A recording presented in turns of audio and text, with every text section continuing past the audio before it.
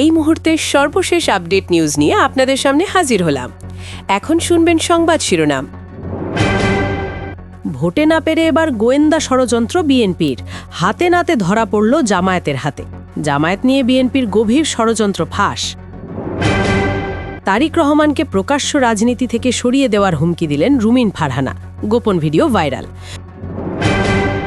আরও জানব হাদিকে হত্যার আগে কেন স্ত্রীকে সঞ্চয়পত্র কিনে দেয় ফয়সাল। এবার রিমান্ডের সব গোপন তথ্য ফাঁস করল ফয়সালের স্ত্রী। আপনারা দেখছেন বাংলা নিউজ লাইভ। এতক্ষণ দেখছিলেন সংবাদ শিরোনাম, এখন দেখুন বিস্তারিত। রাজনীতিতে কাকতালীয় বলে কিছু নেই, যা ঘটে তার প্রতিটাই পরিকল্পনার অংশ। গত বৃহস্পতিবার নওগাঁয় বিএনপি প্রধান তারেক রহমান ঘোষণা দিলেন, ক্ষমতায় গেলে 10,000 টাকা পর্যন্ত কৃষি ঋণ মওকুফ করা হবে। জনতুষ্টিবাদী ঘোষণা, ভালো কথা, কিন্তু আসল ম্যাজিকটা ঘটল অফিস টাইম শেষ হওয়ার পর। সন্ধ্যের মধ্যেই বাংলাদেশ ব্যাংক থেকে সব ব্যাংকের এমডিদের কাছে জরুরি চিঠি পাঠানো হলো। 10,000 টাকা পর্যন্ত কৃষি ঋণের বিস্তারিত তথ্য দ্রুত পাঠাতে হবে।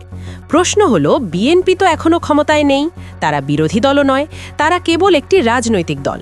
তাহলে তাদের ঘোষণার সঙ্গে তাল মিলিয়ে বাংলাদেশ ব্যাংক কেন রাতের বেলা এমন চিঠি পাঠাবে?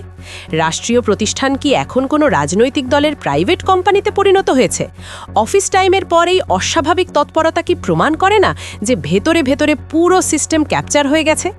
বিএনপি একটি ঘোষণা দেবে আর রাষ্ট্রযন্ত্র দৌড়ঝাঁপ শুরু করবে, এটাই কি লেভেল প্লেয়িং ফিল্ড, নাকি রাষ্ট্রীয় কোষাগার ব্যবহার করে ভোটের আগে ভোটার কেনার পায়তারা?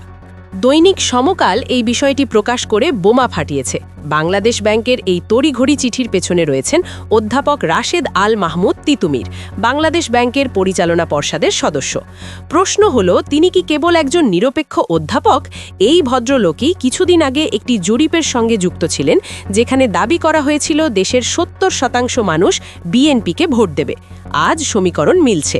যিনি বিএনপিকে 70% ভোট পাওয়ার একাডেমিক বৈধতা দিয়েছেন, তিনি আবার বাংলাদেশ ব্যাংকের ভেতরে বসে বিএনপির ইশতেহার বাস্তবায়নে কলকাঠি নাড়ছেন। এটা কি সরাসরি স্বার্থের সংঘাত, কনফ্লিক্ট অফ ইন্টারেস্ট নয়?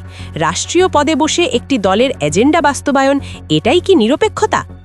এবার আসি আরেকটি ভয়ঙ্কর স্বীকারোক্তিতে।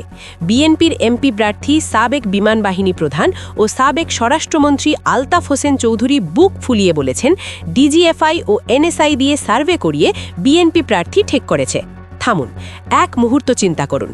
ডিজিএফআই ও এনএসআই রাষ্ট্রের গোয়েন্দা সংস্থা, তাদের কাজ দেশের নিরাপত্তা নিশ্চিত করা। কোনো রাজনৈতিক দলের হয়ে প্রার্থী বাছাই করা কি তাদের কাজ? আলতাফ হোসেনের এই প্রকাশ্য স্বীকারোক্তি প্রমাণ করে, বিএনপি না থাকলেও রাষ্ট্রের গোয়েন্দা সংস্থার একটি অংশ তাদের হয়ে কাজ করছে। পুরো সংস্থা নয়, কিন্তু একটি অংশ। যদি গোয়েন্দারা প্রার্থী ঠিক করে দেয়, তাহলে নির্বাচনের দিন তারা কার পক্ষে কাজ করবে? এটা কি নির্বাচন নাকি সিলেকশন? এরা আবার আমাদের ডিপ স্টেটের গল্প শোনায়, অথচ ডিপ স্টেটের কোলে বসে তারাই রাজনীতি করছে। রাষ্ট্রযন্ত্রের অপব্যবহার শুধু ব্যাংক বা প্রার্থী বাছাইয়ে সীমাবদ্ধ নয়, মিডিয়াতেও চলছে। বিডি টুডের সম্পাদক মোকাররম হোসেন দাবি করেছেন, বিএনপির সমালোচনা করে সংবাদ প্রকাশ করায় তাদের নিউজ পোর্টাল ব্লক করে দেওয়া হয়েছে। সবচেয়ে বিস্ময়কর বিষয়, তিনি বলেছেন সরকার বা তথ্য মন্ত্রণালয় এ বিষয়ে কিছুই জানে না। সরকার জানে না, কিন্তু পোর্টাল বন্ধ। তাহলে এই সুইচ টিপল কে? উত্তর পরিষ্কার, প্রশাসনের ভেতরে লুকিয়ে থাকা সেই শক্তি যারা বিএনপির হয়ে মাঠ ক্লিয়ার করছে। ক্ষমতায় আসার আগেই যদি মিডিয়া বন্ধ করে দেওয়া হয়, ক্ষমতায় গেলে তারা কি করবে? এবার আসি সবচেয়ে ভয়াবহ অভিযোগে। জামায়াত দাবি করেছে এবং প্রমাণ দেখিয়েছে, রাষ্ট্রপতির দফতরের ইমেল ব্যবহার করে জামায়াত নেতাদের কাছে মেল পাঠানো হয়েছে। শুনতে সায়েন্স ফিকশন মনে হলেও জামায়াতের আইটি বিশেষজ্ঞরা আইপি ট্র্যাক করে দেখিয়েছেন হামলাটি রাষ্ট্রপতির দফতর থেকেই হয়েছে। টার্গেট ছিলেন আমিরে জামায়াত ডাক্তার শফিকুর রহমান ও ডাক্তার শফিকুল ইসলাম মাসুদ। তাদের টুইটার অ্যাকাউন্ট হ্যাক করে নারী বিদ্বেষী ও উস্কানিমূলক পোস্ট দেওয়া হয়েছে। এরপর সেটাকে ইস্যু বানিয়ে বিএনপি রাজনীতি করছে, মাঠ গরম করছে। উদ্দেশ্য একটাই, নির্বাচনের আগে জামায়াতকে সামাজিক ও বিশেষ করে নারীদের কাছে হেয় করা। যখন রাষ্ট্রের দফতরি সাইবার অপরাধের আখড়ায় পরিণত হয়, তখন সাধারণ মানুষের ডিজিটাল নিরাপত্তা কোথায়? গত কয়েক মাস ধরে বিএনপি আমাদের বোঝাতে চেয়েছে দেশের ডিপ স্টেট সক্রিয়, অথচ বাস্তবতা কি? ব্যাংক, গোয়েন্দা সংস্থা, মিডিয়া, এমনকি বঙ্গভবনও সব কিছু তাদের ইশারায় চলছে। এরা নিজেরাই সেই ডিপ স্টেট, অথচ উল্টো ভিকটিম কার্ড খেলছে। ডিপ স্টেট মানে নির্বাচিত সরকারের বাইরে থেকে রাষ্ট্র চালানোর শক্তি। আলতাফ হোসেনের কথা আর তিতুমিরের ভূমিকা প্রমাণ করে, বিএনপি বিএনপি একটি প্যারালেল গভর্নমেন্ট চালাচ্ছে। তারা বলছে জামায়াত ও এনসিপি ইলেকশন ইঞ্জিনিয়ারিং করছে, অথচ ইলেকশন ইঞ্জিনিয়ারিংয়ের ড্রয়িং রুম হচ্ছে হাওয়া ভবন ও তাদের নিয়ন্ত্রণ কক্ষ। ইলেকশন ইঞ্জিনিয়ারিং শুধু ভোটের দিন সিল মারা নয়, লোন মৌকুফের লোভ দেখানো, ভোট কেনা, প্রতিপক্ষের মিডিয়া বন্ধ করা, চরিত্র হনন, গোয়েন্দা দিয়ে প্রার্থী ঠিক করা, এগুলোই আধুনিক ইলেকশন ইঞ্জিনিয়ারিং। বিএনপির কৌশল একটাই, নিজেদের অপকর্ম ঢাকতে অন্যের উপর দোষ চাপানো। তারা জানে মাঠের ভোটে তারা জামায়াতের সঙ্গে পারবে না, তাই রাষ্ট্রযন্ত্র ব্যবহার করে ফল নিজেদের পক্ষে নেবার চেষ্টা করছে।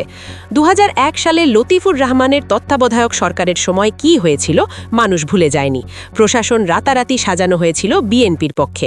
2026-এও কি একই ছক?